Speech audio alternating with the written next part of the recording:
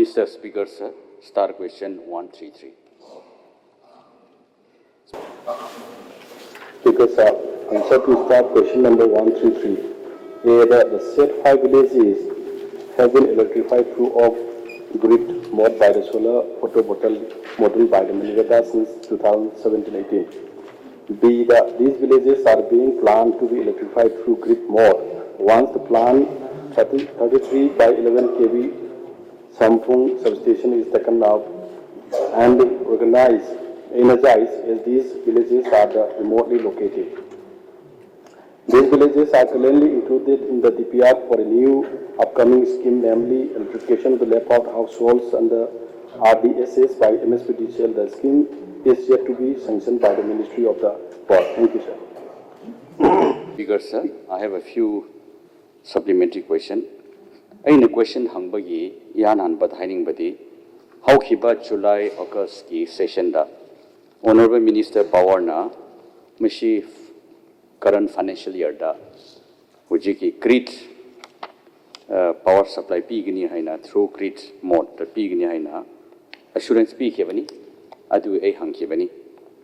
Aduga, Ujiki solar light the P habishi on the ground, it is contrary to the fact. Eyewitness to Labani, how Kiba Tha Kra Wire, Honorable Minister Artiga Mapam Atu the Chalu Hibani. A queen of Phungtha Yavuda Pung Mapan Makai Kum de Tare Ahingi. Honorable Minister de Impandagi Pungturu Makai Kum Tau Hibani. Continuously mana traveled overseas more than 14 hours. Yahanan Equina, Kachaupung de Natia Dubu, Kamchongi, Districtni. Aku yawu the pung teret kumbudi tarabani. Mum kare, may amateur late. Public meeting should over yadre, may late avanina. Kachapung, Parma border dani. Adudi equa halaga, Khayang Phungtha, Adushu, Parma border ni. Pung mapan makai tara umatare. Aduda kungang to the may late avanina. Solar light to late. Lampen the equa the welcome tawi. Torchlight kumapairaga. Aduna Phungtha Kachapung City solar light to late Dabani. Adun among the shoe a Chalura Bani Phungthadi, Adu the shoe solar light to late Dabani. Mokoina Haibish a Kautopungam Dabam Lay, Sir Numit Arabadi, we feel we are blind. I quit my tambo chapmanay. I quit she mobile shoe charged over yadre, TV shoe young by yadre. We feel as if we are dumb. Contact the boy later. Aduga, Adu Zagada, the Taina A 1992, the TC wedding I Kong the Chatpani. It took 5 days on foot. More in Hibam lay, Sir, she did this rogue later, but in a equity contact by Chapman high. Even after 32 years, she improvement kia later, Bani. In the Pauta about 35 years ago, the then Honorable Chief Minister Ojari Sangna, Sahamphung Sub-Division Headquarters inaugurated Topakanda helicopter la and high man ihan hanbani manchis paisi. Adu mutung da I compliment Honorable Minister Power ma Kongang mayam da chatkre hai Mr. Biswajit. Ahum Shubadadi Manipur Itihas da manti chat paisi hoi Honorable Minister Artini. I should join an Jamina Kibani. Aduna Aina Honorable Minister Power Degi Assurance Amadi Pamjay Karamba Matamda through power grid Muishi power supply to Wudra Havish Aid Kanjani. Thank you. Speaker, sir, we will never remember Consensian Sumi at the Gakui Sasu, Kuyadi, Minister Su House, the Lingle, we submitted the way round about 100 kilometers under the Sago policy. Aduna report of the Karabu Paramodo Valam, the Equina Powersu, Queen Department Su, and in Sas with the Baduka, a Queen Baduka, Matanduki, or Naval MLA, Alfredo Yam, the 22 height of villages, he mentioned the Kanamana raised over the Quipun, actual pulley units, had the Masu Yoki in Matamula. I couldn't see Pung Kassi at Posinoa, Pumanga, all at the Haying Noalam, Pung Marie Halaponi. But then you love me to interrupt the same who the Liam Sango, no put in the Arsang as Yam Tea, the Narga. And ꯑꯩꯈꯣꯏꯅ ꯍꯥꯏꯖꯕꯗꯤ ꯃꯇꯝꯗꯨꯗ ꯍꯥꯎꯁꯇ ꯑꯩꯈꯣꯏ ꯊꯝꯖꯒꯤ ꯇꯧꯒꯅꯤ ꯍꯥꯏꯗꯅ ꯑꯗꯨꯕꯨ ꯑꯩꯈꯣꯏꯅ ꯑꯩꯈꯣꯏꯒꯤ ꯂꯩꯔꯤꯕ plan ꯇꯧꯕ ꯃꯇꯝꯗ ꯑꯩꯈꯣꯏꯒꯤ ꯂꯩꯔꯤꯕ ꯃꯩꯁꯤ ꯄꯤꯕꯗꯤ ꯌꯥꯏ ꯇꯧꯕꯇꯕꯨ ꯍꯥꯏꯔꯤꯕ ꯃꯩꯁꯤ ꯄꯨꯔꯛꯄ ꯃꯇꯝꯗ 40 ꯀꯤꯂꯣꯃꯤꯇꯔꯁꯤ ꯄꯨꯔꯛꯄ ꯃꯇꯝꯗ ꯃꯇꯝꯗꯨꯗ ꯌꯧꯕ ꯃꯇꯝꯗ ꯃꯩꯁꯤ ꯑꯩꯈꯣꯏꯒꯤ ꯂꯩ ꯇꯥꯔꯦ ꯑꯩꯈꯣꯏ ꯀꯩꯅꯣ ꯐꯤꯂꯥꯃꯦꯟ ꯀꯩꯅꯣ ꯇꯥꯕꯗꯣ ꯑꯗꯨꯃꯥꯏꯅ ꯇꯧꯗꯅ ꯑꯩꯈꯣꯏꯒꯤ ꯃꯩꯁꯤ ꯉꯥꯜꯂꯔꯣꯏ ꯍꯥꯏꯕꯗꯨꯒꯤ ꯑꯩꯈꯣꯏꯅ ꯄ꯭ꯂꯥꯟ ꯑꯃ ꯇꯧꯕꯅꯤ ꯑꯗꯨꯅ ꯃꯃꯥꯡꯒꯤ ꯂꯩꯔꯤꯕ ꯀꯩꯅꯣꯗꯁꯨ ꯑꯩꯈꯣꯏꯅ ꯁꯥꯝꯐꯨ ꯍꯥꯏꯕ ꯄꯣꯠꯁꯤ ꯃꯤꯗꯜ ꯚꯤꯂꯦꯖ ꯑꯣꯐ ꯗ ꯑꯩꯈꯣꯏꯒꯤ ꯚꯤꯂꯦꯖ ꯃꯉꯥꯁꯤꯡꯒꯤ ꯃꯅꯨꯡꯗ ꯂꯩꯕꯅꯤ ꯑꯗꯨ ꯁꯤꯗꯒꯤ ꯇꯧꯔꯒꯗꯤ ꯑꯩꯈꯣꯏ ꯑꯔꯥꯎꯟ ꯑꯕꯥꯎꯠ 15 ꯀꯤꯂꯣꯃꯤꯇꯔ ꯑꯣꯏꯕ ꯌꯥꯏ ꯑꯗꯨ ꯑꯣꯏꯔꯒꯗꯤ ꯑꯩꯈꯣꯏ ꯃꯩꯁꯤ ꯉꯥꯟꯕ ꯉꯝꯒꯅꯤ ꯍꯥꯏꯗꯅ ꯑꯩꯈꯣꯏꯅ 33/11 kV ꯄꯣꯠꯁꯤ ꯑꯩꯈꯣꯏ ꯁꯥꯒꯅꯤ ꯍꯥꯏꯗꯅ ꯑꯩꯈꯣꯏ ꯇꯧꯗꯕꯗꯤ ꯅꯠꯇꯦ ꯖꯣꯅꯦꯕꯜ ꯂꯤꯗꯔ ꯑꯣꯐ ꯍꯥꯎꯁꯁꯨ ꯂꯦꯡꯁꯤꯟꯕꯤꯔꯤ ꯑꯗꯨꯅ ꯄ꯭ꯂꯥꯅꯤꯡꯒꯤ ꯗꯤꯄꯥꯔꯠꯃꯦꯟꯇꯒꯤ ꯑꯩꯈꯣꯏꯗ ꯄ꯭ꯔꯥꯏꯌꯣꯔꯤꯇꯤ ꯑꯣꯏꯕ ꯌꯥꯝꯅ ꯇꯧꯒꯗꯕ ꯄ꯭ꯔꯣꯖꯦꯛꯁꯤꯡ ꯅꯦꯁꯤꯛꯀꯤ ꯃꯈꯥꯗ ꯇꯧꯅꯕꯒꯤ ꯄꯤꯔꯛꯑꯣ ꯍꯥꯏꯕ ꯃꯇꯝꯗ ꯍꯥꯏꯔꯤꯕ ꯄꯥꯔꯇꯤꯀꯨꯂꯔ ꯄ꯭ꯔꯣꯖꯦꯛꯁꯤ ꯌꯥꯎꯈ꯭ꯔꯦ ꯇꯧꯒꯗꯕ ꯅꯦꯁꯤꯛꯀꯤ ꯄꯣꯠꯁꯤꯅ ꯀꯨꯏꯔꯒꯗꯕ ꯂꯩꯔꯒꯗꯤ ꯑꯩꯈꯣꯏꯅ ꯍꯥꯎꯁꯁꯤꯗ ꯑꯩꯈꯣꯏꯅ ꯊꯝꯈꯤꯕ ꯄꯣꯠꯇꯨꯒꯤ ꯃꯇꯨꯡ ꯏꯟꯅ ꯑꯩꯈꯣꯏꯒꯤ ꯁ꯭ꯇꯦꯠꯀꯤ ꯕꯖꯦꯠꯇꯒꯤ ꯑꯩꯈꯣꯏ ꯇꯧꯅꯅꯕ ꯍꯥꯏꯗꯅ ꯑꯩꯈꯣꯏ ꯌꯥꯔꯃꯥꯛ ꯇꯧꯔꯦ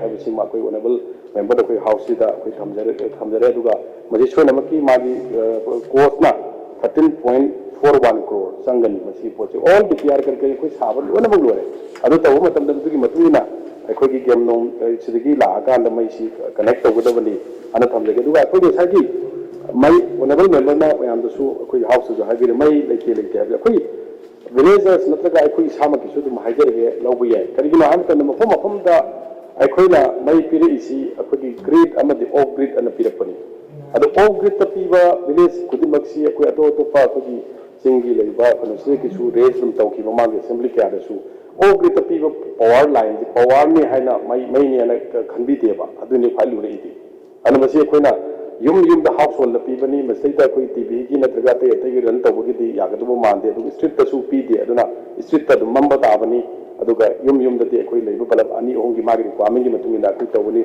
ꯄꯤꯈꯤ ꯑꯗꯨꯒ 2018ꯗ ꯂꯣꯏꯅꯃꯛ ꯀꯝꯄ꯭ꯂꯤꯠ ꯑꯣꯏꯈꯤ ꯃꯁꯤꯗ ꯑꯦꯚ꯭ꯔꯤ ꯚꯤꯂꯦꯖ ꯈꯨꯗꯤꯡꯃꯛꯀꯤ ꯑꯩꯈꯣꯏ ꯀꯝꯄ꯭ꯂꯤꯁꯟ ꯁꯥꯔꯇꯤꯐꯤꯀꯦꯠ ꯃꯈꯣꯏꯅ ꯄꯤꯔꯛꯄꯒꯤ ꯑꯩꯈꯣꯏꯗ ꯄꯦꯄꯔ ꯂꯣꯏꯅꯃꯛ ꯂꯩ ꯑꯗꯨꯒ ꯐꯨꯡꯊꯥ ꯍꯥꯏꯔꯤꯕ ꯚꯤꯂꯦꯖꯁꯤꯗꯤ ꯑꯩꯈꯣꯏꯒꯤ ꯈꯌꯥꯡꯒꯤ ꯑꯩꯈꯣꯏꯒꯤ ꯍꯦꯝꯂꯦꯠ ꯍꯥꯏꯕꯗꯤ ꯍꯦꯕꯤꯇꯦꯁꯟ ꯀꯩꯅꯣꯅꯤ ꯑꯗꯨ ꯐꯨꯡꯊꯥꯒ ꯀꯩꯅꯣꯒꯁꯤ ꯑꯩꯈꯣꯏ ꯀꯣꯗꯁꯨ ꯆꯞ ꯃꯥꯟꯅꯒꯅꯤ ꯑꯗꯨꯅ ꯑꯩꯈꯣꯏꯒꯤ ꯂꯩꯔꯤꯕ ꯀꯩꯅꯣꯁꯤꯡꯗ ꯁꯦꯟꯁꯁ ꯀꯣꯗ ꯂꯩ 2018ꯗ ꯑꯩꯈꯣꯏ ꯀꯝꯄ꯭ꯂꯤꯠ ꯑꯣꯏꯈ꯭ꯔꯦ ꯑꯗꯨ ꯑꯣꯏꯈꯤꯕꯒꯤ ꯃꯇꯨꯡꯗꯒꯤ ꯃꯣꯗꯨꯜ ꯈꯔ ꯌꯥꯗꯕꯒꯤ ꯑꯩꯈꯣꯏꯗ ꯔꯤꯄꯣꯔꯠ ꯂꯩ ꯑꯗꯨ ꯃꯣꯗꯨꯜ ꯁꯦꯝꯅꯕ ꯍꯥꯏꯗꯅ IIT ꯑꯩꯈꯣꯏ ꯆꯦꯟꯅꯥꯏꯒꯤ ꯀꯩꯅꯣꯗꯒꯤ ꯁꯦꯝꯒꯗꯕꯅꯤ ꯃꯈꯣꯏꯗ ꯄꯤꯈ꯭ꯔꯦ ꯑꯗꯨ ꯃꯣꯏ ꯂꯥꯛꯑꯒ ꯁꯦꯝꯕ ꯃꯇꯝꯗ ꯌꯥꯗ꯭ꯔꯤꯕ ꯈꯔꯗꯨꯁꯨ ꯑꯗꯨꯝ ꯌꯥꯒꯅꯤ ꯑꯗꯨꯕꯨ ꯍꯧꯖꯤꯛꯃꯛꯀꯤ ꯑꯣꯏꯅꯗꯤ ꯂꯣꯏ ꯄꯨꯡꯌꯥ ꯌꯥꯗꯕꯗꯤ ꯅꯠꯇꯦꯅ ꯑꯗꯨꯝ ꯑꯩ ꯍꯥꯎꯁꯁꯤꯗ ꯁꯦꯡꯗꯣꯛꯆꯒꯦ ꯁꯤ ꯑꯩꯈꯣꯏꯅ ꯍꯥꯏꯖꯔꯤꯁꯤ ꯑꯔꯥꯟꯕ ꯑꯃꯨꯛ ꯅꯠꯇꯦ ꯀꯔꯤꯒꯤꯅꯣ ꯍꯥꯏꯕꯗ ꯁꯤꯒꯤ ꯏꯁꯨꯁꯤ ꯃꯃꯥꯡꯗꯒꯤ ꯂꯥꯛꯑꯕꯅꯤꯅ ꯑꯩꯈꯣꯏꯅꯁꯨ ꯍꯥꯎꯁꯇꯁꯨ ꯂꯥꯟꯅ ꯀꯟꯁꯤꯜ ꯇꯧꯔꯒ ꯔꯤꯄꯣꯔꯠ ꯊꯝꯕ ꯌꯥꯗꯕꯅꯤना ꯑꯁꯦꯡꯕ ꯔꯤꯄꯣꯔꯠꯇꯨ ꯊꯝꯖꯕꯅꯤꯅ ꯑꯗꯨꯒ ꯍꯧꯖꯤꯛꯀꯤ ꯑꯣꯅꯦꯕꯜ ꯃꯦꯝꯕꯔꯒꯤ ꯀꯟꯁꯔꯟꯗꯨ ꯃꯩ ꯉꯥꯜꯍꯟꯕꯒꯤ ꯑꯗꯨ ꯑꯣꯐ ꯒ꯭ꯔꯤꯗꯇ ꯄꯤꯕꯗꯨ ꯒ꯭ꯔꯤꯗꯇ ꯂꯥꯏꯟꯗ ꯁꯝꯕꯤꯕꯒꯤꯅꯤ ꯑꯗꯨꯅ ꯍꯥꯏꯔꯤꯕ 33/11 kV ꯁꯕꯁ꯭ꯇꯦꯁꯟꯗꯨ ꯁꯥꯝꯐꯨꯡꯗ ꯑꯩꯈꯣꯏꯒꯤ ꯇꯧꯔꯒꯅꯤ ꯑꯗꯨ ꯇꯧꯔꯕ ꯃꯇꯨꯡꯗꯗꯤ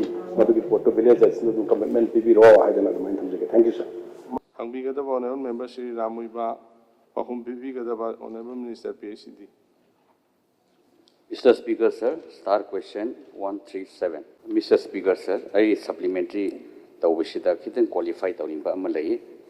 I treasury bench ta phamaga star question hangbashi topi bashi chumbraim na marmar tawsu lai. I want to qualify by saying Mandri Singdi imphal da phambani ekoi MLA Singdi khonggang di yam challe. Ano khonggang da awaba singdo I thought, as a public representative, it is my moral responsibility to bring to the House, on the floor of the House, aduga to the knowledge of the Honorable Minister Tawhibani. Aina khungang da chatba kanda, awaba uba kanda, aidi kudak da DO letter adum ijay, you know ijay, I personally follow up. Yam na I follow up tawbani, Mandri Singh unabani. Makoy na kari mata Tausabi the Waduda I Florida Potok Sabani. Honorable Minister Nahaibashi, it is contrary to the fact on the ground. Ramrei Water Supply 2021 January the inaugurate Tokibani, Hujik Havudi Khungang 22, including Institute of Water Supply Pigadabani. Hujik Havudi in a Pauta Bada Kun Ani Ahum Kak the Pangi, Sabung Kokti Yaure Hai, Yaudubo Kun Yam Lay, Mugoi Noy the Bashulay, Aduga Chehi Ani Shuraba inaugurate Tauruba project she, Shumuk Pajaba project she, White Elephant on Kagadra Hai Ayuarabuni. It is my concern. Hojik hoi pracha mayam khangbiri Ramrei Water Supply se awai pamakti nongkoda yaudabani. Hojik nongkoda yaudari. Saijang su yaudari. Pungdompam chalau se amsu yaudribani. Adona mashidi reply to bisi it is contrary to the fact ni.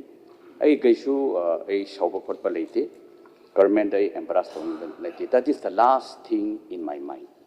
Ai ti pracha gi awabadu adum flow adum to the knowledge of the Honorable Minister Tobiu and Hijabani.